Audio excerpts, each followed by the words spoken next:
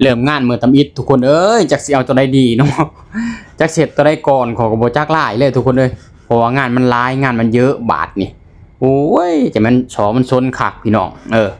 เมื่อนี้นึงเนี่ยทุกคนเลยก็จะมาตัดรวบเท็ดหนามก่อนเมื่อนี้ของกับบ่มีเนาะ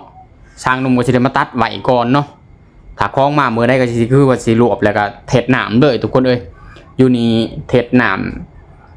หาสั่นเท็ดที่ทุกคนและก็สูงจากพื้นกันไป2 เมตรเนาะโอ้ยจะเป็นเห็ดคักเ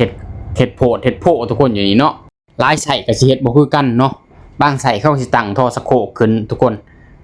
ตั้งสูงขึ้นไปแล้วก็กอกลงหันหนามเนาะแต่อยู่นี่หันบ่ได้ทุกคนตัดกลางเลยเสือเลยเนาะแล้วก็กอกเพราะว่าเขาอยากหูว่าหนามมันวิ่งให้มันวิ่งไปตุกท่อนะทุกคนว่าจะเป็นซอยเว้นเข็ดอยู่ไปหมดเนาะเขาจะกอกลงแต่ละท่อให้มันเต็มมันไหลกันขึ้นมาทุกคนเ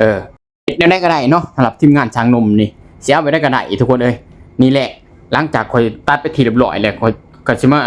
ปิดพาไว้ก่อนทุกคนเพราะว่าสร้างสาบเขาไล่กดมาเลยเนี่ยทุกคนนี่เขาก็สิมาปิดไว้ก่อนเนาะเพราะว่าของมันทันมีเนาะ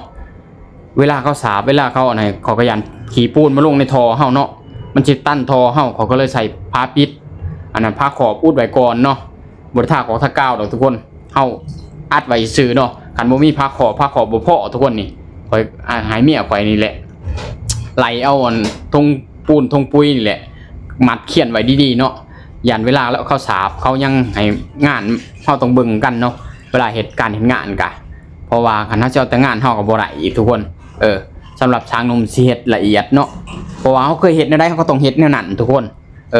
ช่างหนุ่มสิเป็นคนแนวนี้เนาะเบิ่งเขาเบิ่งเฮาเบิ่งเพิ่นเบิ่งโตว่ามันพอเฮ็ดจังซั่นเฮ็ดจังซี่ได้บ่เนาะสำหรับช่างหนุ่มสิเฮ็ดแบบนี้ตลอดมาทุกคน